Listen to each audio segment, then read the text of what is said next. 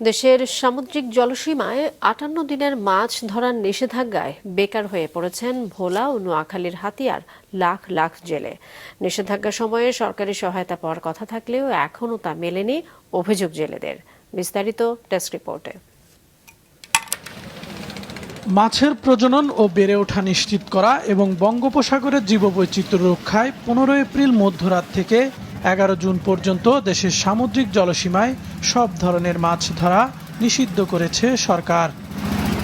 মাছ ধরায় ৫৮ দিনের এই নিষেধাজ্ঞায় কর্মহীন হয়ে পড়েছেন ভোলার জেলেরা।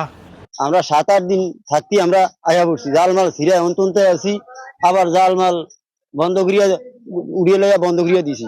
চাউল দিত, এই বছর তো চাউল আজ পর্যন্ত দেয়নি। যারা অরিজিনাল জেলে ভাই তাগো চালগুলা পায় না। নিষেধাজ্ঞার সময়ে জেলেদের চাল বিতরণ করছে সরকার, তবে এই কর্মসূচিতে অনিয়মের অভিযোগ উঠেছে। জেলেদের দাবি ক্ষতিপূরণের টাকা পাঠানো হোক মোবাইলে। এখন আমাদের নদীতে মাছ ধরাও বন্ধ, তারপর অভিযানও দিছে। অভিযান দেওয়াতে আমার বিরাট ক্ষতি আছে।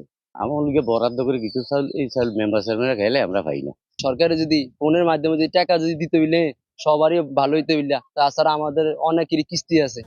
কর্মহীন জেলেদের খাদ্য সহায়তার আওতায় আনার কথা জানিয়েছেন স্থানীয় কর্তৃপক্ষ। ৬৩,৯৫৪ জন জেলের জন্য ইতিমধ্যে প্রায় ৫,০০০ মেট্রিক টন চাল বরাদ্দ পাওয়া গিয়েছে। বরাদ্দকৃত চাল ইউনিয়ন পর্যায়ে পুনর্বন্টন করা হয়েছে। মাছ ধরা বন্ধ থাকায় নোয়াখালীর হাতিয়াতেও প্রায় ১ লাখ জেলে এখন বেকার। নিষেধাজ্ঞার সময়ে সরকারি সহায়তা পাওয়ার কথা থাকলেও এখনও তা মেলেনি অভিযোগ জেলেদের।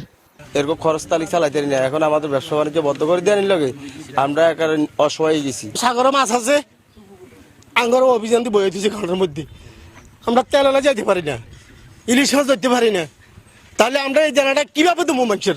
আমাদের ২২ দিনে ৫৮ দিনে আমাদের ৩ ম্যাচ যদি অভিযান হয়, তাহলে আমাদের জেলেদের আমরা যারা প্রতিপক্ষ মালিক আছি সবাই ক্ষতিগ্রস্ত।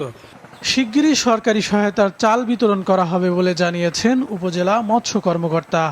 ৪,৮৭৩ জন মৎস্যজীবী পরিবারের জন্য প্রতি মাসে ৪০ কেজি হারে ৭৭.৩৩ কেজি চাল প্রদান করা হয়েছে আর কি। আর আমরা চেষ্টা করতেছি যাতে এই বিজিএফের পরিমাণ যেন আরও বাড়ানো যায়। ভোলা ও হাতিয়ায় ৮৭,৯৭৪ জন নিবন্ধিত জেলে রয়েছেন। সঠিক তালিকা করে প্রকৃত জেলেদের সহায়তা দেওয়ার দাবি মৎস্যজীবীদের। কাউসার আহমেদ, মাছরাঙা, নিউজ ডেস্ক।